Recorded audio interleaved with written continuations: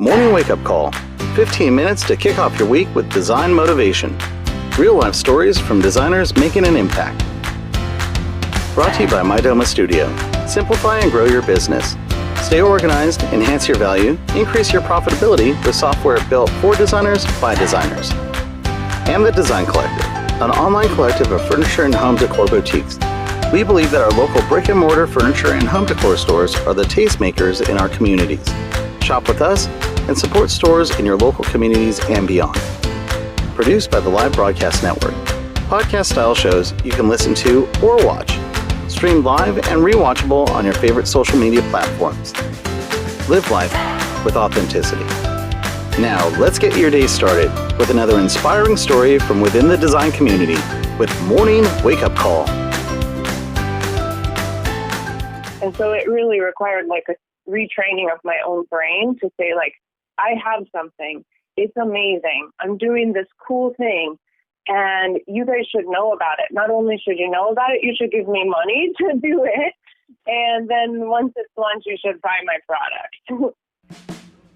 Today we got a chance to talk with Erin Minckley of Relativity Textiles, as she shares with us how she stepped way outside of her comfort zone in order to pursue her dreams. Hi, I'm Erin Minckley. I'm a visual artist based in Chicago, Illinois. I am the founder and owner of Relativity Textiles, a hand screen printed wallpaper company. Erin raised over $20,000 on Kickstarter to launch her business. The Kickstarter website claims to exist to help bring creative projects to life, a home for film, music, art, theater, games, comics, design, photography, and more. Kickstarter also claims to have pledged over $4.8 billion in investors' money in rewards for Kickstarter projects. The website also boasts over 178,000 successfully funded projects. Erin's project was one of them. So Kickstarter was really the impetus for the business. And the business is the second half of what you asked me, which is textile design. And I think I'm using textile design as a way of being a visual artist and like having a job. So I created myself a company to give myself a job. Does that make sense? I love how Erin makes this all sound so easy. But this is the blood, sweat, and tears she put into her business before she even had a business started. So I really knew nothing about running a business, and I knew that I could make beautiful things as an artist, but I didn't know who to sell them to, and I didn't know all the interior designers that were out there. And so I actually joined a networking group. And this is right before I got the idea to do Kickstarter. I was meeting every Tuesday at 7 a.m., super early, at a local diner with up to 20 people in this networking group. And every week, pretty much ran the same. Each person would introduce themselves, and they would say what they do, and they would have an ask. Here was her pitch. So, hi, my name is Erin. I'm the founder of Relativity Textiles. I'm a luxury wall covering brand based here in Chicago. My ask this week is, if you know anyone who's in their third trimester of pregnancy, they're a really great client for me. Not only are they impulsive shoppers, but they want to redecorate the entire house. And I could potentially help them with their nursery, providing wallpaper.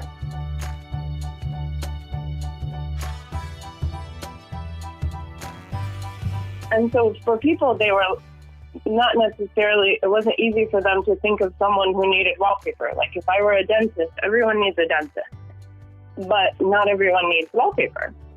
And so I used that model. The networking group is called BNI, and it's all over the country, Business Networking International. And I used that model of having an ask. And that was really the first time I had an elevator pitch or a sales pitch or something that I would actually ask people for a lead. And that really helped hone my ability to say, I need this, help me out with this. But the second thing I learned from that BNI group was I met a web designer. And he said, you really need 5 differentiating factors because there are so many wallpaper brands already out there. You don't want to give up because they exist. It doesn't mean you can't exist, but what makes you different from them? And having him say that to me made me really think, like, what is it that's unique about me as an artist? What is it that makes my designs unique as wallpapers? And what do I really want the message to be for my brand? And so I came up with these 5 things. Number 1, I'm an artist, and I'm also the founder of the brand. That doesn't happen with like Schumacher or Kravitz or some of these bigger known wallpaper companies. They hire artists to make things, and then they rarely say the name of the person who drew the artwork. It's just chinoiserie, or it's diamond pattern or whatever. So I think that's really unique. The other thing I think is really unique is that each of my patterns is inspired by a different country. And I love travel, and I love languages, and I love culture. And so I wanted people to be able to bring foreign cultures into their homes and live with them and start to love and appreciate places that they may or may not ever get to travel to or learn about, but that, like, symbolically we're collecting different cultures and we're living with them in our everyday life. So I felt like that was really unique because I was highlighting different cultures, different textile techniques from around the world. So it's globally inspired. And my tagline from that became "Bring the World Home." And this web designer really helped me hone in on that. A couple other things is that we print on 50% recycled paper, so it's eco-friendlier. Like, we're not chopping down fresh trees to make pretty things. We're actually recycling paper products. And then I honestly can't remember my 2 other differentiating factors as I'm just sitting here with you. But those became the things that I would talk about in sales meetings. I'm Erin, and I'm the artist, and these are my ideas on paper. And that's what makes me unique. So when I did the Kickstarter campaign, was I thinking about those differentiating factors? Yes, somewhat. But when you do a Kickstarter, you're not really marketing to strangers. You're actually using all the people that know you already to ask them to be your investors, whether it's $10 of an investment or $1,000 of an investment. And those people become the early adopters of your idea. So when you adopt these early investors, you're talking to them as yourself. You're not talking to them as a brand. And so I literally just set up a camcorder in my living room, and I was like, "Hi, I'm Erin. You guys probably know me as like a neighborhood mom or someone you went to college with or an artist, but I'm starting this company, and this is the name of the company, and this is what I'm doing, and this is why I'm doing it." And then I outlined exactly what I was going to use. $20,000 was my goal.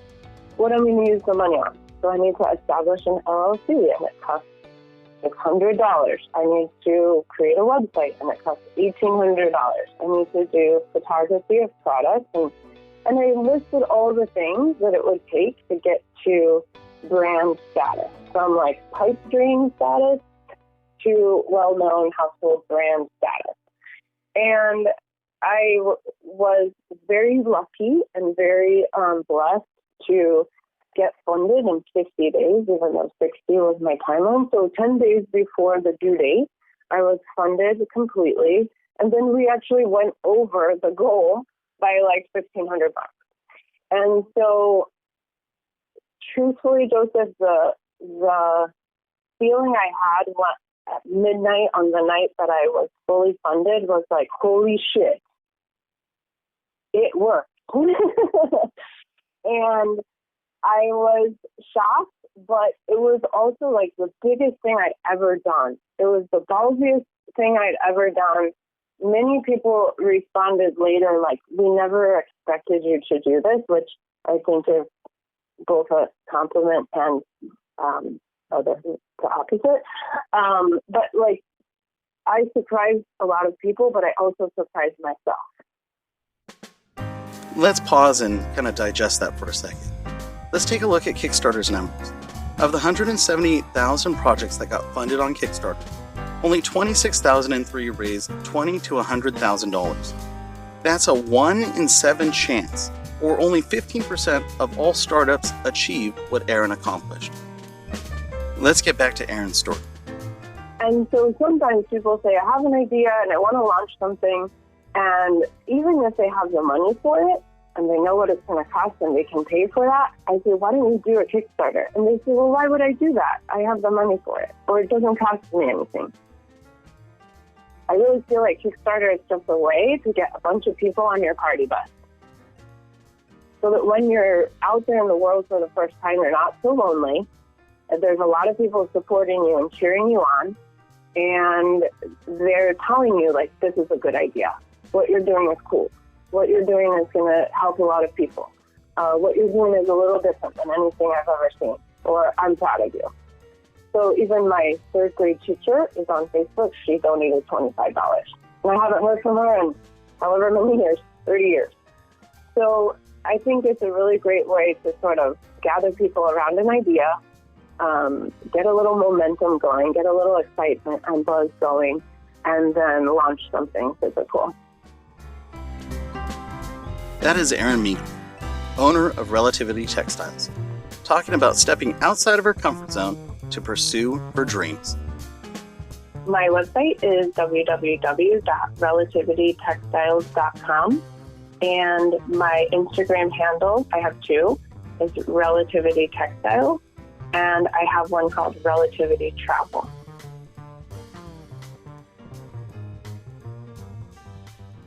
Thanks for catching another great episode of Morning Wake Up Call. Just 15 minutes to kick off your week with design motivation. Brought to you by the Live Broadcast Network. Podcasts you can watch. Live life with authenticity. If you would like to be a guest on Morning Wake Up Call, visit us at www.thelivebroadcastnetwork.com/wakeupcallguest. Well, that's it for us, folks. Remember to hit share, hit like, or even host a watch party. And remember to tune in next time for another great episode of Morning Wake Up Call.